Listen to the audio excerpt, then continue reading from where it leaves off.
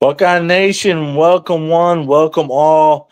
Peter and Rob back here live on YouTube for you again. We're going to be doing this every other Thursday, not every Thursday during the off season, but every other Thursday. Obviously, tonight, discussing the big news of Ryan Day's extension, making Ohio State fans obviously ecstatic, coming off a national championship, still basking in the glow of that national title win. We're going to be discussing the new offensive coordinator hire, Brian Hartline getting the promotion, the new offensive line coach from Va Tech, and then, of course, who might we hire at defensive coordinator to fill the big shoes of Jim Knowles, who had one of the nation's best defenses this past season. But first and foremost, man, Ryan Day gets a fat contract, 12.5 milli per year to coach the Ohio State Buckeyes. My goodness, man.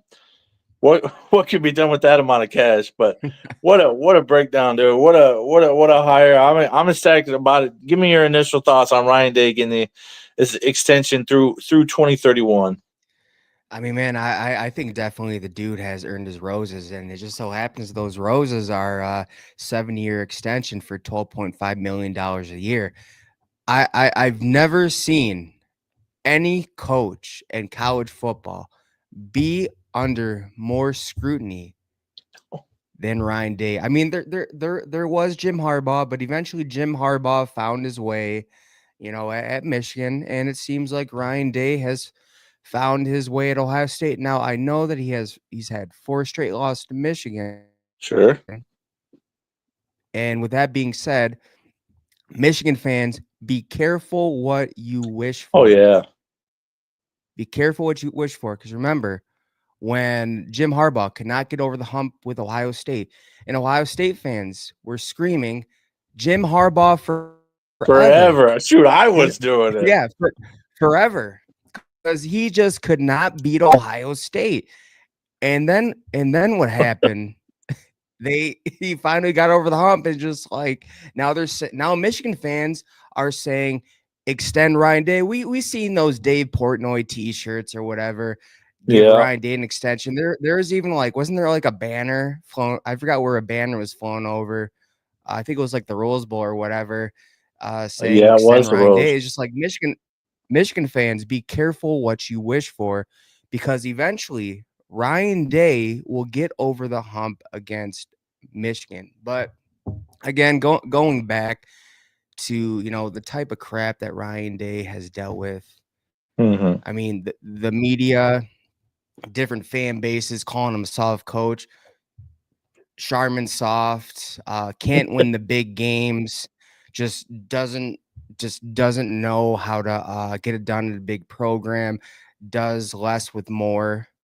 And it's just like he's proved that wrong. And the whole doing less with more is just Yeah. like, if I feel like if any other coach, I mean, I could name a handful of coaches, if they would have taken over the Ohio State program and not Ryan Day, it would have tanked. I mean, dude, Lincoln Riley, Brian Yeah. Kelly, remember Larry Coker with Oh yeah. Miami, was given this, Lamborghini, and then drove it straight into the ground.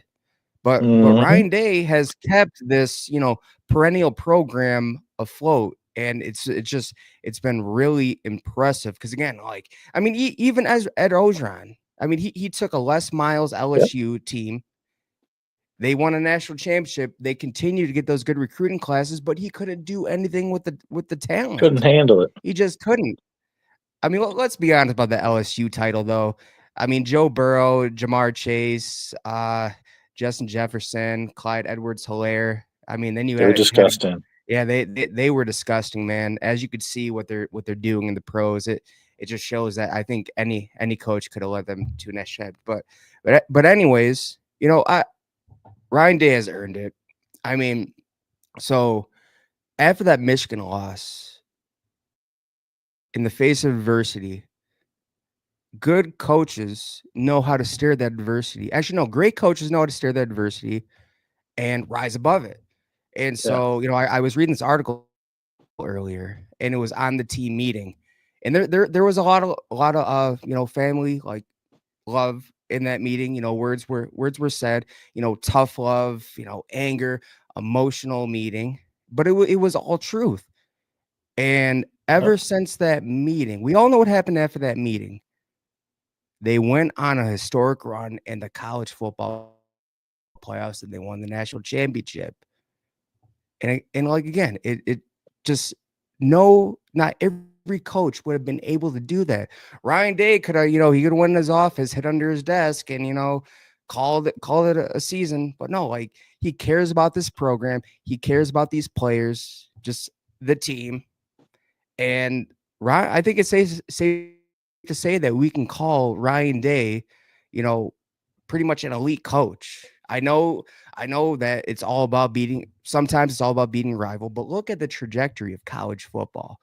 The playoffs are expanded 12 teams. Before we know it will be 14, 16 teams. And it's just like rivalries will just I get it. I get that the game, it is the game, a big rivalry in college football, but what's going to be on the line? What we've seen with Ryan Day is, okay, like I may not win the Big Ten, I may not beat Michigan every year, but if you let us if we get in the playoffs, we have a hell of a chance, and that's what he's shown. Any other coach would have crumbled, and the contract, deservable.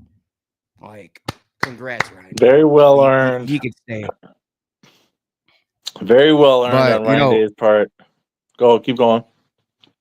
Yeah, but the talk is already that Jim Knowles left, Chip Kelly left, they upheld Ryan Day, and just like, okay, who's the one who brought in these coordinators? Who's the one who brought in Jim Knowles? Who's the one who brought in Chip Kelly? Who's the one who made the right move and fired who was it? Parker Fleming, and promoted James Laurinaitis to linebackers coach, which was a great promotion, by the way. Who brought in Tim Walden? Who fired Perry Eliano and brought in Matty G?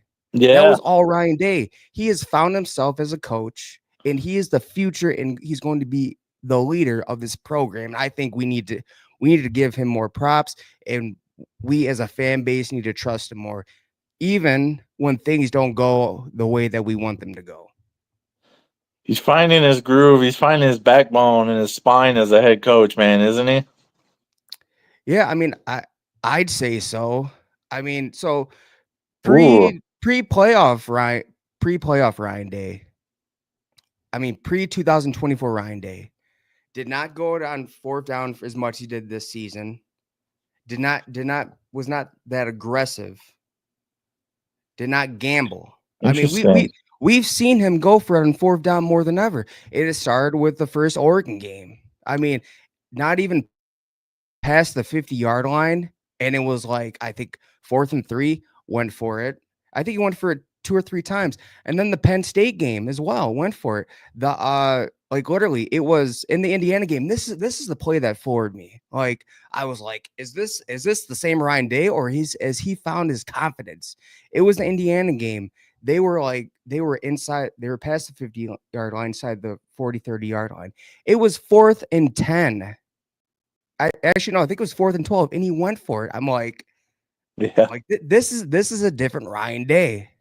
For sure. Then, it's just, it's clear that Ryan Day still has a Michigan problem, but look what happens in the playoffs. Like, playoff Ryan Day is very, very scary. I mean, like, and just incredible. I want to take on these comments here. Rand City is saying, did Chip Kelly have any effect? Did he do anything? And Results May Vary kind of agrees with him. And I have to push back on that a little bit. I think we saw Chip Kelly's intellect in play calling in the playoffs quite a bit. That Jeremiah Smith touchdown versus Notre Dame, I've never seen a play like that in my life. That was not a Ryan Day play. You mean it was like a fake reverse? He stopped. Fake reverse. Touchdown to Jeremiah Smith. That was a Chip Kelly play. I saw some concepts this season that I've never seen in Ohio State's offense before. So I think Chip Kelly did have a very good and very positive effect on the Ohio State offense this season. It was a nice blend. We had a lot more balance this year. Yeah, Will Howard still passed for over 4,000 yards. But But if you look at statistical breakdowns, we actually we had two 1,000-yard rushers this year, and in Quinshawn and Travion, and I think is a master class. I don't think we would have been able to accomplish what we did with Ryan Day's scheme with the offensive line falling apart like in shambles like they did without Chip Kelly's influence on the Ohio State offense. So I would say yes, he had a very big impact, not even just a minor impact, a big impact on Ohio State's national championship victory. And here's the other thing. Remember after the first Oregon game that Ryan Day sat in with the defensive staff, and all of a sudden we saw this turnaround? What if he sat in with like Chip Kelly and like all the, like Brian Hartline and all of them and said, "Hey, this was unacceptable. We have too much talent to just put up 10 points. We didn't really get our best player involved." Jeremiah Smith, one of the best. No, he is the best wide receiver in the nation. And just like look what happened in the playoffs. I mean, my God, it was just I think they did they eclipse like 40 points each game? Actually, no. The only time they didn't eclipse 40 points was the Texas game. But they won by like 2 touchdowns, double digits each game. We won it, we won by double digits every single playoff game. And that's impressive. So I know Junkins isn't coming back, but is Henderson coming back? No, Henderson's not coming back. He's going to the pros, man. Like, yeah, he used up his eligibility. Yeah, his eligibility is up. There's no red shirts. We saw we did his freshman season, and the rest is history. He's more than likely projected to be a low first round, high middle second round guy. Same as Junkins. I mean, whoever gets TreVeyon Henderson, they're gonna get a heck of a back. Yeah, for sure, man. I've heard NFL scouts actually really talking him up quite a bit because of his blocking ability as well. He hammers people blocking to try and get near his quarterback. He's a great route runner and catcher the ball out of the backfield, and that's exciting to see what he was able to do in the playoff stretch. He actually didn't have that huge of an impact in the national title game itself. He wasn't like huge X factor, but getting there, he certainly was. My goodness. On that kind of note, just to transition to that a little bit, to speak a little bit about the NFL draft, it's interesting because most teams that win the national title usually have guys that are projected. A lot of guys that are projected to go in the first, second round. Now we have a lot of dudes projected second round. Maybe some guys creeping in the first round, but not a ton. Not a ton. Do you see any of our guys going in the first round? Do you think a Sawyer or a JTT improved their stock enough to get up into the first round, or are they just second round guys? I like how you brought up Jack Sawyer because I have a really funny story. Oh wow! So as I live in Michigan. Detroit, definitely Detroit Lions fan. And, I've clearly had this elementary school I work with, a lot of Detroit Lions fans are there. The kids Sure. and all. And as soon as they found out I was an Ohio State Buckeye fan, they said, "Mr. Morris, what are the chances that we get Jack Sawyer? That he's really good. He's got a motor. He would fit the culture of the Detroit Lions." I'm just like, is this real life right now? And even like I have family members and other friends who are like, Jack Sawyer would fit the culture. And I get that. A lot of people look at his meltdown after the Michigan flag planting as like him being big crybaby. He's like, no, dude, you don't understand. That dude was born and raised in an outer suburb of Columbus. He bleeds the scarlet and gray. He loves Ohio State. He grew up on that rivalry. It means everything to him. And that's why he was pissed. And we all saw, and it's just like, you want that type of fire, that type of motor on your team. Could you imagine Hutch on one side and Sawyer on the other? Like that. That's what I'm thinking, bro. That would be crazy, man. But unbelievable DNs and edges to come after the quarterback. That would be ferocious for opposing quarterbacks. But I think that we're gonna get a lot more first rounders than people think. I could see Ibuka. I could see Henderson sneaking in there. Yes. Maybe not Junkins. He's going to be a high middle second round guy. Right. I agree with you on that. JTT, depending on the type of combine he has and what potential, because let's be honest, the reason I say potential is because some players get drafted based on potential. They Right. like, for example, Sean Gary, he didn't really produce at Michigan, but based on his potential, he got drafted in the first round by the Green Bay Packers, and look what he's done.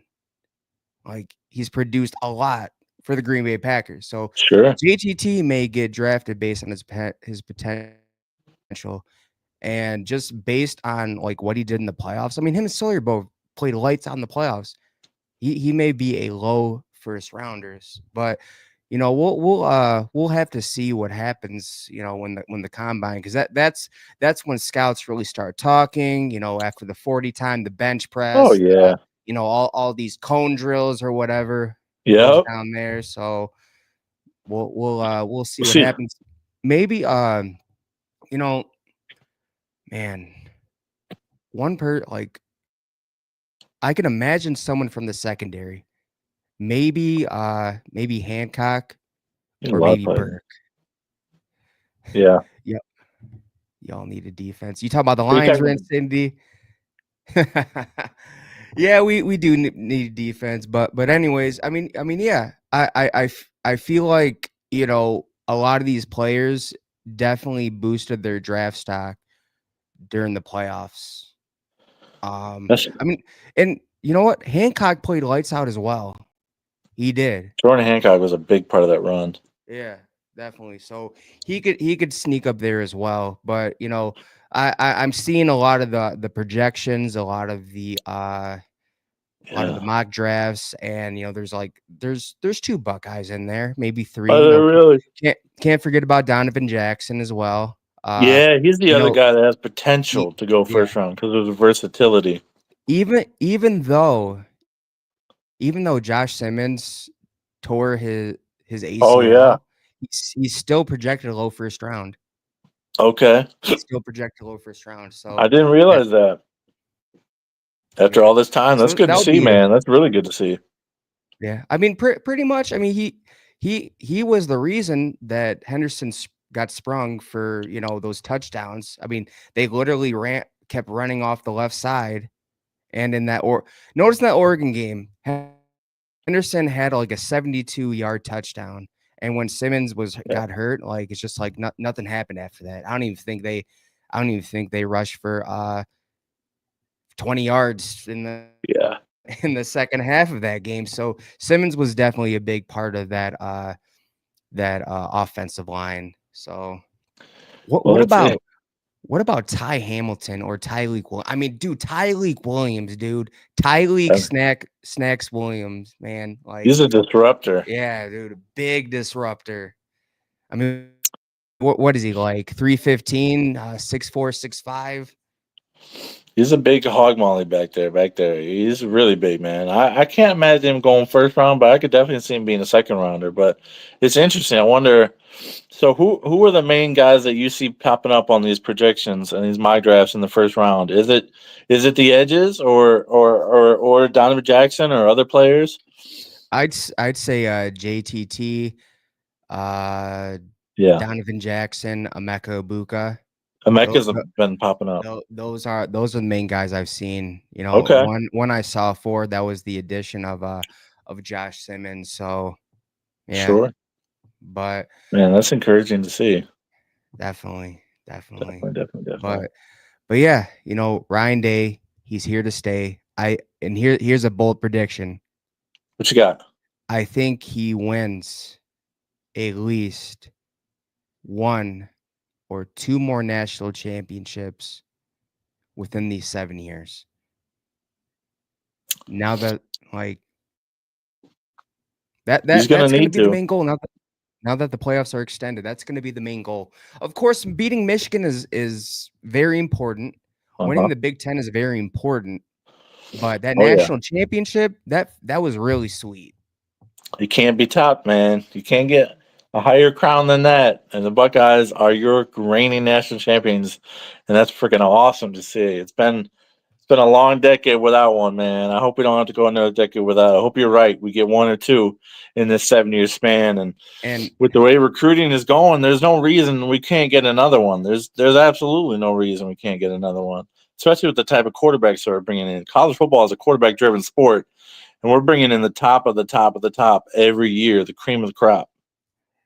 yeah, remember how we had all those off-season wins in the portal and stuff? Everyone saying, "Hang a banner for Ohio State." Well, we hung a real one, a We hung a national. real one. How you We feeling about it? hung a real one. but yeah, I think the future is really bright in Columbus, Ohio. People gonna count out Ryan Day because we're losing we're losing a lot of talent, a lot of experience, but I think that the recruiting classes that Ryan Day and staff has been able to bring in will be able to sustain. I would say, they're gonna take like a little step back, but I've been seeing out there like, oh, they're gonna take a step back like Michigan did. They're gonna have 3 or 4 loss season. And it's just like I don't know. Like it's really hard to see that, with the type of talent they bring and the type of coach that Ryan Day has seen that we've seen he can be, and the type of staff we know he can bring in.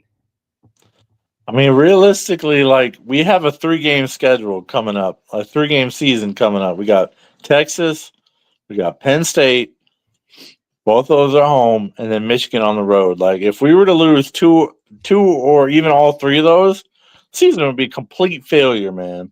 Oh Complete yeah, and total definitely, abject failure. I definitely. can't. The last time Ohio State lost more than 2 games in a regular season was 2011 when we were doing an interim coaching. Man, we're not losing our head coach. We got Ryan Day coming back, locked up and signed up for the next 7 years, and I just don't understand some people that are saying, yeah, potential 3 or 4 loss season coming up. I've seen that on the interwebs too, man. I'm just like, you gotta be joking me, man. Last time that happened was 2011. It's not gonna happen, dude. And We are and losing 8 of 11 starters on defense, and we're only returning 5 offensive starters. So we're only returning 8 starters out of 22. But High State is a program that reloads, man. We don't rebuild. We don't spend years rebuilding. Now, I don't project a national championship for next year for Ohio State. I just don't. I could see a semifinal appearance, though, depending on how Julian Sand plays. If he is a superstar quarterback that everybody thinks he is, we're probably going to make at least a little bit of a run at things again. So, yeah, and here's the other thing: Ohio State has the best player in college football on the offense side of the ball, and they had the yes, best sir. player in college football on the defense side of the ball. On the offense side of the ball, obviously Jeremiah Smith. On the Yep, defense side of the ball, Caleb Downs.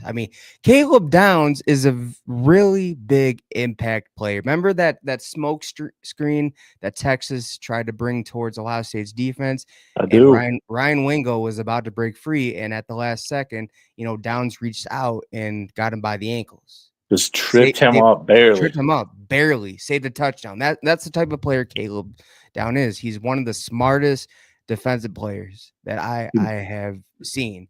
And people want to bash him for leaving Alabama. He made a business decision. He made a decision for Yeah. his career. Yep. So it wasn't all for the money. Yes, I know NIL is a big factor these days, but he clearly came to Ohio State to, because he bought into the system, the culture, and he wanted to win. Wanted to win a national championship. Certainly And paid off. and for all those people out there who are saying that, oh, Jeremiah Smith he's gonna leave, dude, so cool. You tempted him with $4.5 million to enter the transfer portal. And even after the season, it's like, oh, like Miami fans and whomever else, get in the portal, Jeremiah Smith, like come back home. And just like, he is home. Like, as long as Brian Hartline is there, Yep. he's gonna remain at Ohio State, and we're gonna continue to get those wide receivers. So again, like the future looks bright. And just by saying like 8-4, 8-3 season, there's clearly still some disrespect with with Ryan Day, but I Oh can't yeah, man. Michigan I fans are can't yucking it wait. up. Yeah, not just Michigan fans, dude. I mean, they're a small piece of the pie. It's just That's true. it's a good amount of college fan bases That's who true. That's just, true.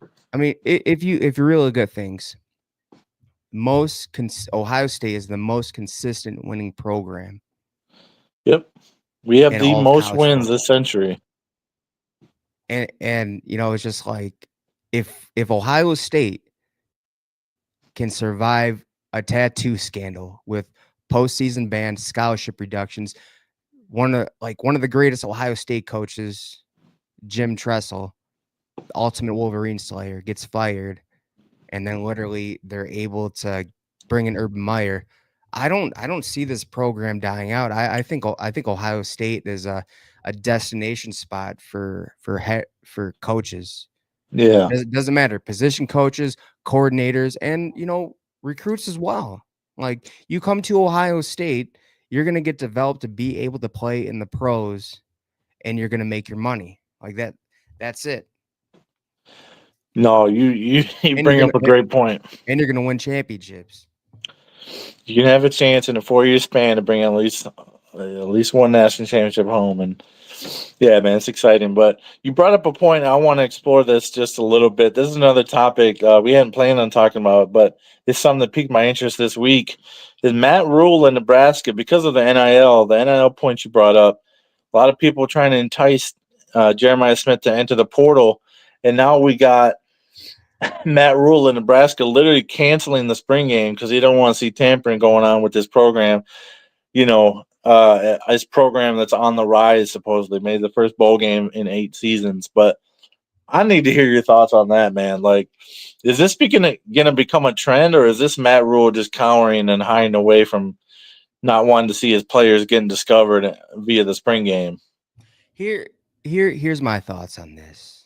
Yeah, It's just like, there needs to be some overwatch with gotta tampering. be. NIL is fine, but it's the tampering. I mean, imagine you're a coach of college football. You and your staff are working hard to develop these players, getting the next man up, and they look like they're going to be the next big thing. And then their talent gets showcased on television, and then all of a sudden, that big talent is getting calls and being offered money to enter the transfer portal, and you just lost one of your Right. best players. Right. So I honestly think it'd be a smart move to not televise your spring games, because like, then it's a surprise on who's the next up and coming talent. Right. Like, you're like that's just how I feel.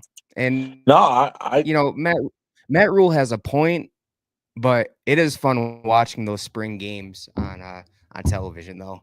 I enjoy it, man. You get to see some up and coming players, some guys who maybe don't always perform when the lights are on Saturdays. You get to see them perform in the big stage of the spring game. But I think you're kind of right. I kind of side with you and Matt Rule a little bit, because there will be tampering going on. The portal is opened up after the spring is completed for, I think, 2 to 3 weeks or maybe a month. And people are going to be tampering. People are going to be offering funds. They're going to be watching these and dissecting things. So why televise your new offensive coordinator, what you want to do on offense? Why put on tape stuff that you don't have to before the season begins? And so I kind of get it. Like, it sucks for us as fans that more than likely the spring game is going to go away. At least it just seems that way, or at least at some programs. And I think there's some wisdom behind it, what he's doing, because there's definitely proven to have been tampering, and there will be continued in the future if there isn't an oversight or overwatch kind of program from the NCAA or from some entity regarding college football, because this is going to continue to happen. And God, man, I think about a player like Mylan Graham. He's a 5-star who hasn't seen the field yet. I guarantee he's been talked to this offseason by other coaches to hop in the portal. You're not going to see the field because of Ennis, Tate, Jeremiah. You're going to be wide receiver 4 for 2 more years. Hop in the portal, Mylan. You're a 5-star. Come to another program and be the star here. I guarantee he's getting talked to. And if he has a big spring game, that's only going to heighten things. Yeah. So that's kind of my take on it too, man. That would definitely, here's a prime example of, Yeah. like, so remember, like, I think it was like a year or two ago, it was Colorado versus Colorado State. And the only reason that was a highly televised game Oh yeah. was because of Coach Prime. And this is what I'm getting at with this. Literally, when Colorado State's talent was showcased on national television, Yep. nobody knew who these players were. Nobody knew who that quarterback was, star quarterback was, or star wide receiver was. But as Right. soon as that show, as that game was nationally televised, they Yeah. got calls right away. They got tampered with right away. Right away. So it's kind of like, I don't know. I could see where Matt Rule is coming from, but at the same time, it's the new era of college football. Either pony up or shut up. So It really is, man. That's the thing. You got to protect your roster. You got to be constantly recruiting your roster, and that's why That's why, first of all, first and foremost, you need to develop relationship with these kids, so they're not just gonna go all willy nilly at the first sign of flash of cash. They need to have that deep bond with you and their position coach, and so they're not just gonna jump in the portal because there's a deep connection there with the university, and then hopefully they get some girlfriends, so they stay for their girlfriends. I think that's a big reason actually why Sonny Silas came back because he's dating this cutie on the basketball team, and I think he wants to continue that relationship there too. Not only but get better, of course, and improve in his draft stock, which needs to improve. But he's got that relationship on campus. So anyway, yeah, yeah, that's a big thing. speaking of NIL and of NIL, man. Yeah, Let's talk about something real quick in terms of NIL. sure. The biggest hypocrites, some of the biggest hypocrites, man. And you probably already know where I'm going with this. Can you guess on who thought NIL was the worst thing ever, and now that they're reaping the benefits, all is Yeah. well in the world? Yes, Yep. that is Michigan football. That is, I'm not gonna say anything about all fans because that's not fair.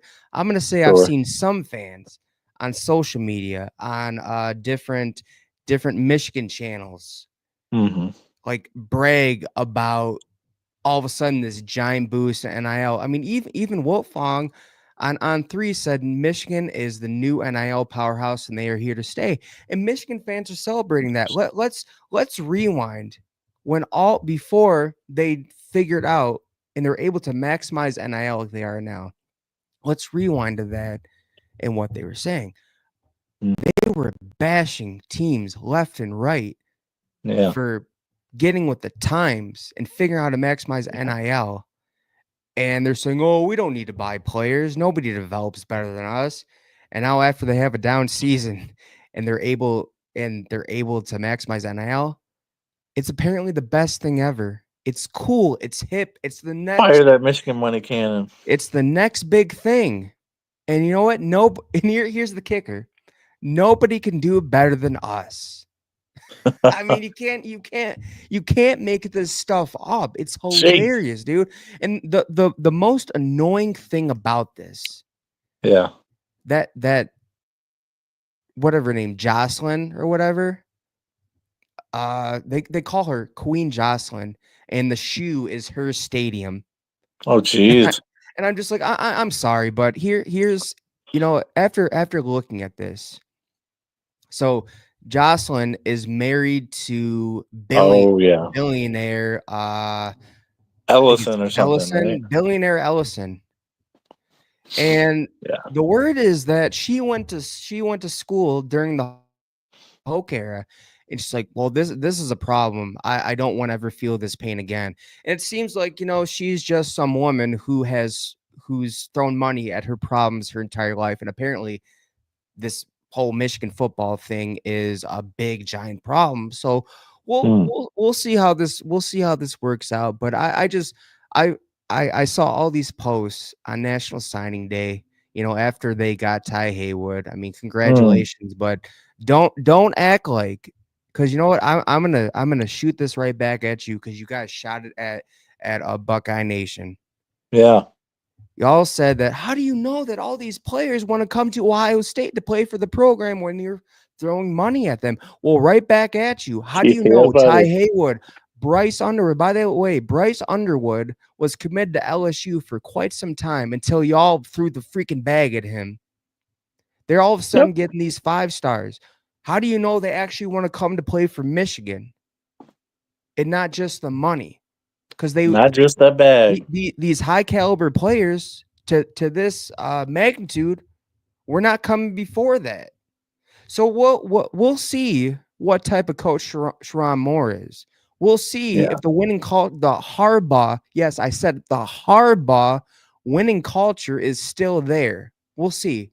But like I'm not a firm believer in Sherrone Moore yet. I'm still in the, and the same thing with the same thing with Brian Hartline. I'm I'm in prove it mode. Okay, you got Yeah. promoted to OC. Prove to me that you're good OC. Okay, Sherrone Moore, you had an 8-5 season. Let's see if you can do better. Let's see if you can get this team to the playoffs. Yeah, that's got to be the Prove it next to me. step for the Show me. Wolverines. I'm in improvement mode for Brian Hartline too, because I remember 2 years ago he was our co-offensive coordinator, and I don't think he really had much say in things, to be totally honest, because I think it was still Ryan Day's offense. How much is he actually going to trust Brian Hartline this time? That's the key. Has he learned his lesson, or was he just listening to his mentor because his Yeah. mentor was in town? Yeah. But Michigan, they can brag about NIL all they want. That's fine. Yeah, But yeah, here's the thing. You said the same thing to us. You can't buy winning culture. The winning culture has got to be there. If Harbaugh was still here, I'd say, man, we're in a lot of trouble here. yeah. Harbaugh's still Bringing there. Mentor's still here. Like, Sherrone Moore still the offensive coordinator, Clink Sale, and all that elite those staff. and that elite staff. And now they have this NIL. That's really scary. That would But have been a that firestorm yeah, to that deal would have with. been a major firestorm. But prove it to me, Sherrone Moore, that you're not just a coordinator who's being propped up by NIL right now. Prove it. Right. He's got a lot to prove. He really does, man. I mean, coming off an 8-5 season, yes, they ended on a high note. So Michigan fans are in high spirits with the win over Ohio State and the win over Alabama, but they still got a lot of improvement to come upon. Now the schedule sets up super nicely for the Wolverines. It really does. But my oh my oh my, 8-5, man, you've got to step it up from there. And only because of the schedule and how it sets up nicely I see them improving. Because the schedule's a cakewalk. Let's be completely honest, man. The schedule sets up very nicely for them. Oh It yeah, just definitely. does. I think the only who do they actually play all the way up to Ohio State? I mean, I guess Oklahoma's a trap game, Oklahoma, maybe only because it's on the road, but maybe. that's not that tough. I mean, USC on the road, maybe, but they're not that tough. yeah. I mean, they don't play Oregon this year. They don't play Penn State. Nope. They don't play Indiana again. They're skating by in the Big Ten, my dude. Yeah, we'll see what happens, because you know We'll what? see. We will. Anything less than the playoffs this year is a complete failure for them. Total abject failure. Failure. It would be monumental failure if they didn't make the playoffs, man. And let's be honest, a 10-2 Michigan team is getting in the playoffs. Like they just are. And just like a 10-2 Ohio State team is always going to make the playoffs with the new format that we have. So yeah, and that'd be hilarious. You brought up the Alabama game. This is what I find hilarious about that win. So Yeah. I was listening in on the Johnny Olden show. Oh yeah, sure. And they were knocking Ohio State's blowout win against Tennessee. Huh. And saying, well, you know what? Tennessee's not even the best team in the SEC. They're not that good. And here, fast forward, here they are, like gloating and bragging about their win against Alabama, who lost to Tennessee, who apparently wasn't that good of a team. So what does that make Alabama? Just saying, Sure. just saying. Yep. And Tennessee beat Bama. They did. Yeah. So yeah, no. Michigan fans, oh boy, they got a whole different kind of mindset about Ohio State. But one thing is, man, that we can claim national championships. I actually went by the Big House the other day, and they still have their national championship 2023 sign up. I guess they're just going to leave it up for the next decade because they ain't going to win another one in that time frame. We still got to go celebrate with Bo. He was. I know we really do. We really do. I've been thinking about it. You know what? Well, hey man, tomorrow, man. Let's go celebrate with Bo. We'll talk afterwards. We don't want to give away secret plans here. Nah, man, we don't want to. But if anybody, like, Bo was once a Buckeye, so it seems only right that he gets to celebrate this national championship.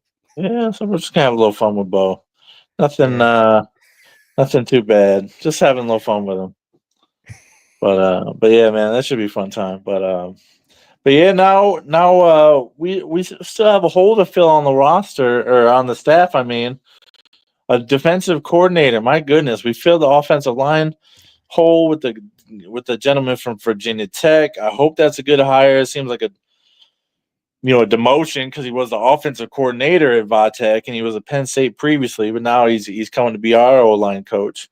But the bigger role to fill is the defensive coordinator position. Now, there's a lot of dudes that we could fill in that role and hope for and wish for, but there's one guy that I think you have a theory that why we haven't hired anybody yet. Go ahead and share that with the people. My theory is Joe Cullen, and he's currently the Kansas City Chiefs defensive line coach. Now, for those of you who don't know Joe Cullen, so apparently he worked under Wink Martindale. He has some experience in the pros. He was on Meyer's staff as well. I know.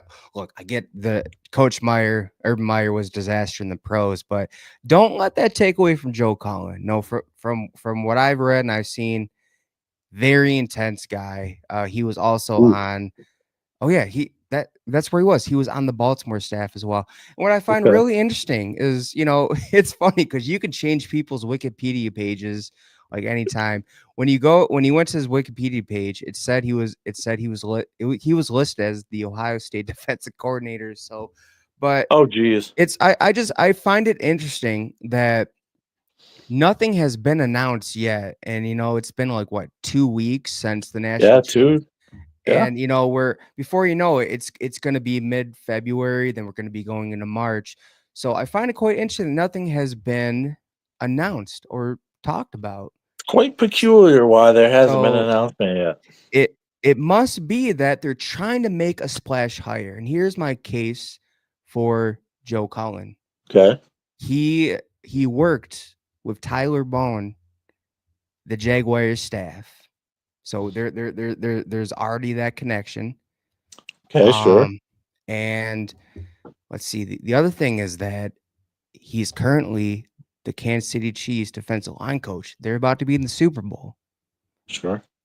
Probably don't want to say anything. Don't want that distraction. Right. So don't be surprised if something is announced a couple days after the Super Bowl. Because just like they're not, dude.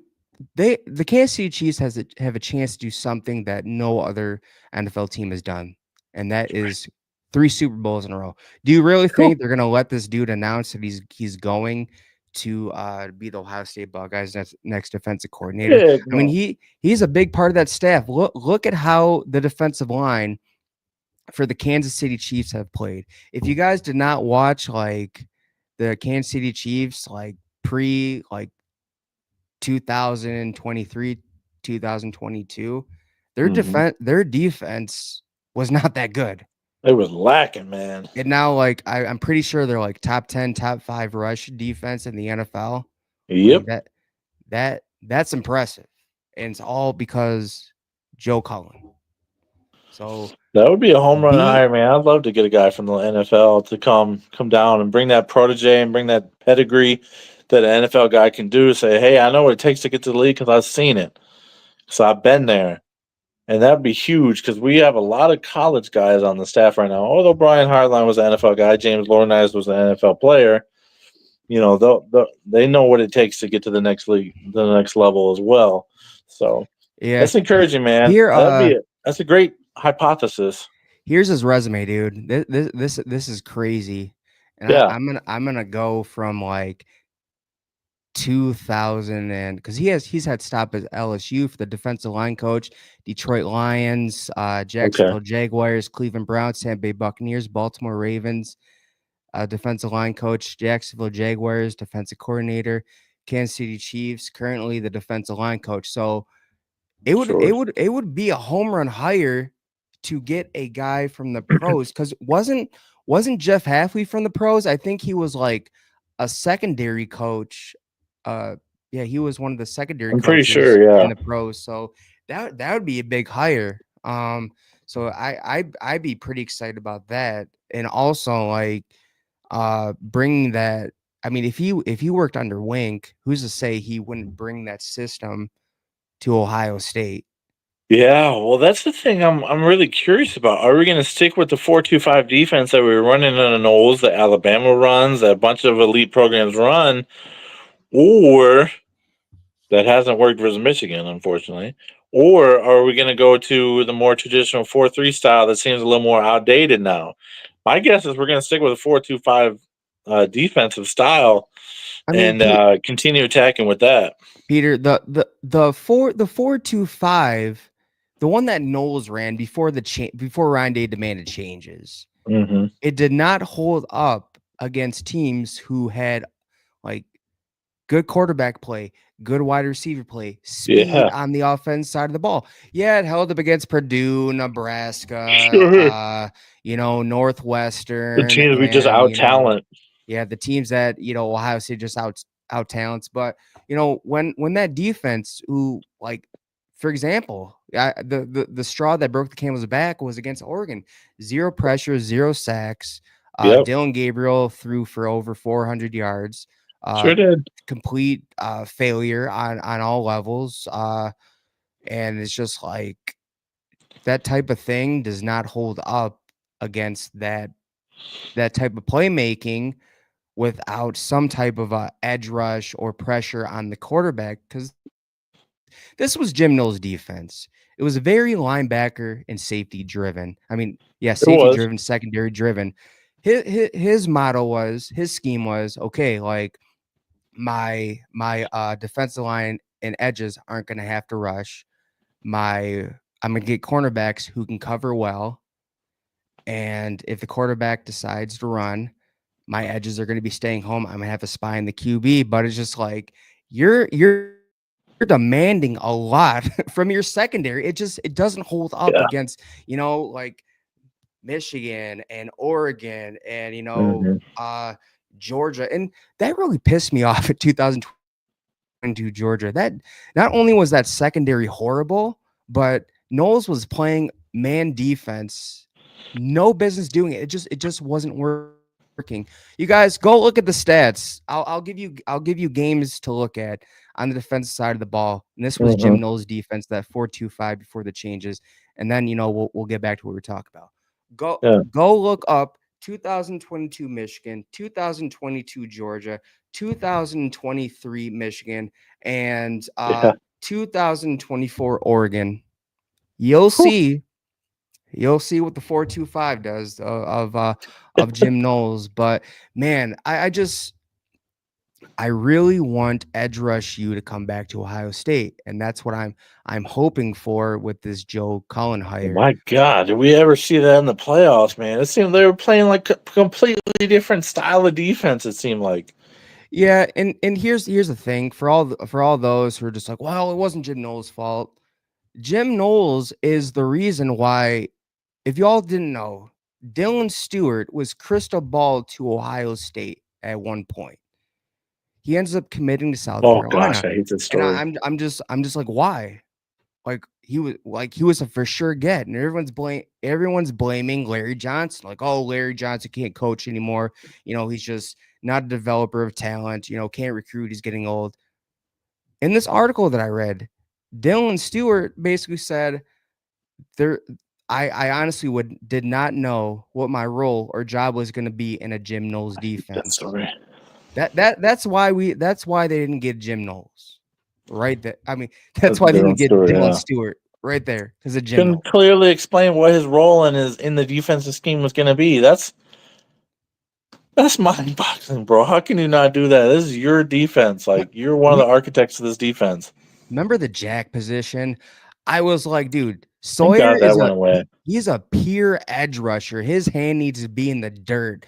And it showed in the playoffs when they finally let these dudes loose, man. Like Mm-hmm. the jack position was the most useless position. And here's another thing. Penn State is known for their edge rushers. It's going to be Yeah, interesting to see what type of production we see from which I don't know why Penn State isn't known as Edge Rush U. They've pretty much silently had certainly one of first them round after first round. for this I mean, entire century. dude, I mean Abdul Carter, Chop Robinson, Mika Parsons, just others. Mm-hmm. It's Tom insane that Mahaly they're back in the not. 2000s. Well, I mean, we can't bring up the early 2000s. I'm talking about the James Franklin era. Sure, But sure, sure. yeah, it's just I I mean Joe Cullen, or here's this guy from Pittsburgh. What's his name? Bates. Yeah, And Bates. here are the Pittsburgh Panthers defensive stats. So rushing, in terms of, oh man, yards per game. Okay, they were a top 20 rushing defense. Oh, And here's the thing. In college football, if you have like a top 15, top 20 defense, and you yeah. have like a top 10 offense, or reverse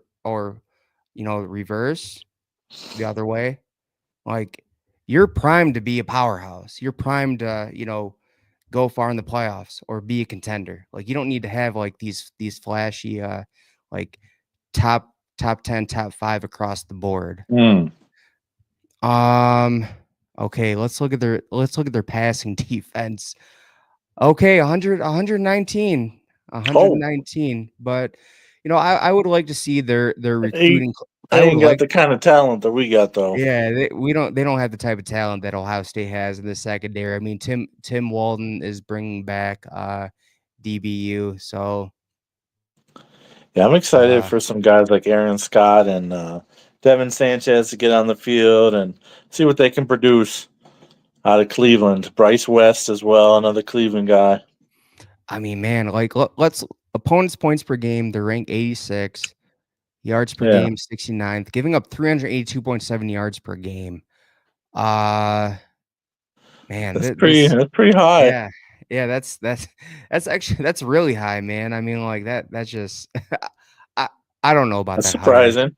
but you know what? If Ryan Day trusts him, then we got to trust him as well. So, but I Well, will I will be in approval mode if they hire him, because just like, after seeing those stats. But again, you do bring up a good point about the talent level, that's yeah. at Pittsburgh and Ohio State. So yeah, but it will be interesting. Maybe there's going to be some surprise hire. Let me ask you, what are the chances that they hire Matty G? Because I feel like he would have been appointed already. yeah, Initially I thought that was a very high chance they're gonna promote Matt G. And just give it to him because he was talking him up at the national championship celebration, a superstar coach in Matt G. And I thought for sure he might be in the running, but now as things have gone on and developed 2.5 weeks later, now I'm starting to think maybe that's not the case that they're going. Maybe that would be a backup plan, but as of right now, I think they're going to hire outside the program still because they haven't made an announcement. Whereas with an internal promotion, you saw with Brian Hartline, that came fairly quickly and fairly expeditiously. And so I would have thought if they were going to do another promotional internal promotion, that would come a lot quicker. So my here, guess is probably not Matty G. yeah, here's what they need to do: bring in like a Joe Cullen type of guy, an older type of guy, Mm-hmm. older defensive coordinator. Promote Matty G to co-defensive coordinator. Make him co. Make Okay. him co and learn under the next defensive coordinator. And then Yeah. when that defensive coordinator leaves, let's be honest, man, we're at a place, at a landing spot where you're successful. You're not going to keep your coordinators for very Nope. long It's just unless the reality of the situation. unless they see this like this big opportunity to be able to be promoted from in Ohio State. But Right. eventually another team's going to be calling, and they're going to throw money, and you're going to get a promotion. It's going to be hard to turn down. So I could imagine the next defense coordinator is going to be another like maybe 2-year deal, 3-year deal, and then by that time, hopefully Matty G will be ready. But I mean, other than that, like let's say that they don't do that, they keep him where he is. Just like, what are the chances that he doesn't go to Penn State with Jim Knowles? Yeah. To keep that continuity and whatnot going, that'd be crazy. That would suck actually quite a lot. But Yeah. no, I think that's the big hire, man. And I thought it would be done by this week for sure. Like even by last weekend, I thought we'd have a hire. But so far, nobody has come up, and no name. We 11 Warriors put an article out that had 10 names on the list, and so far it's been hush hush around the Woody about who they are interviewing, who they're looking at, who they're going after intensely, and we don't really have a clue too much of who they're going after. We got a wish list based on the 11 Warriors article, but we don't have Dude, much inside information on who they're actually pursuing. there were a lot of names, man. I know there was Jim Leonard, who used to be Yep. at Wisconsin. He clearly stated that he's staying with Denver. Yeah, he's in the league. Another name on that list was Will Stein. From actually, no, Oh wait, yeah. is I think Will Stein is offensive coordinator. Okay. Never Either mind. way. But dude, honestly, like I was hoping that maybe they would try to target the defensive coordinator from Texas. Something like that. He's Or nice too. you I know, don't know his name, but yeah, he orchestrated a great defensive plan versus us. I thought. I mean, we only scored 21 points offensively against them, so yeah, did I did a think he good, had a good game plan for us. especially for Jeremiah Smith, man. I mean, like He three. completely took him out of the game, right? Oh yeah, definitely bracketed the dude. Completely took him out of the game. That was No, a I say had too master many game weapons. plan. You can't contain the entire offense like that. But to limit us to 21 points and really really 14 points plus a huge play at the end of a half. Think about it like that. Like a defensive breakdown. Um, my goodness, what a play that was by Tavion Henderson. We've been watching that one for the ages too. That play doesn't get enough love either. To be honest, by the way, obviously the Sawyer play took over and was the big play of the football game. That play was monumental, Yeah. man. I remember, So I was like, dang, I was hoping that Ohio State would hold them to a field goal, but they scored. And yeah, then like I'm like, oh, there's a little bit of time. Let's see what looks like yeah. Ryan Day is gonna be aggressive. They're gonna run some plays. And all of a sudden, I'm like, oh no, they're about to get to Howard. Then literally, dude, Henderson played this like really intelligent. He acted like, he was back there to block. And at the Yeah, last second, he moved out of the way, he out of releases. Yep. he releases from the rusher, and then he drops out in the flats, gets the ball, and then like there's already like 3 or 4 linemen down there to block. It's just like, okay, I got to follow these blocks and then, shift and then second gear and he's gone. Like, well Dude, played. he set up his block so well on too. I don't know how many times you watched it, He was but patient as hell. he set those suckers up, man. He just exploded through them. And what a tremendous play that was, man. There's a lot of plays to relive. I think 11 Warriors also did another article of top 10 plays. I read that this morning, and that was pretty fun to read Was and Sawyer see strip those sack plays. number one? It Was was, it? I think, gosh, that was either one or I think it was Jeremiah Smith was that was number one on 3rd and 11. I think they made that number one Man, because it's I'm sorry, dude, but I would put Sawyer's play at 1, man. yeah, Kid, you're not playing in that game without that play. dude grew up in the outer suburb of Columbus, Pickerton, Ohio, and it's just like made a dream play to seal the game, put it on ice, and send his Yep. team to the national Send them to championship, the man. national title game. Like, I mean, Should have been that's number one in my opinion, dude. Because Oh, it's number one for I me must too. have watched that replay like an unhealthy amount of times. People Unhealthy made the Titanic amount of reel, the Titanic song with it. I mean, people made all sorts of stuff. You made a reel about it. Go check that reel out on our page or the story on our page. We made a nice little edit of that as well and put that on the page as well. But yeah, man, there's a lot of historic plays. You know what? One surprising play, I don't know. I mean, they were both amazing catches, but do you remember the catch versus Michigan State where it was the one-handed catch up the sideline for the touchdown? That play gets a lot more love than the Iowa one-handed catch where he goes back like that and makes the perfect, like, you know, Moss type play over the defensive I back don't to know, make the man. one-handed Like grab. I thought that was a re- better grab than reaching the out Michigan while State one. someone's reaching out while someone's grabbing on you like that and being able to pull it in, dude. Like, I mean, all he had to like for the Iowa one, like he just turned and went like that and hauled it in. Like you're literally like reaching out. Sure, sure. Like Okay, so, I I guess think I can see a different perspective on that. I thought oh, the dude, other one was more like a wow to me, but maybe I'm wrong in that. Maybe I'm mistaken. my favorite jump ball play from Jeremiah Smith was the Oregon game, the first one after like he went up between like three defenders, came down with the ball, Ooh, and the Oregon defender was like celebrating, going like that, acting like he stopped he Jeremiah Smith caught from it. catching it, and he's like, "Oh man, he caught it! Dang, it's gonna be a long day, son."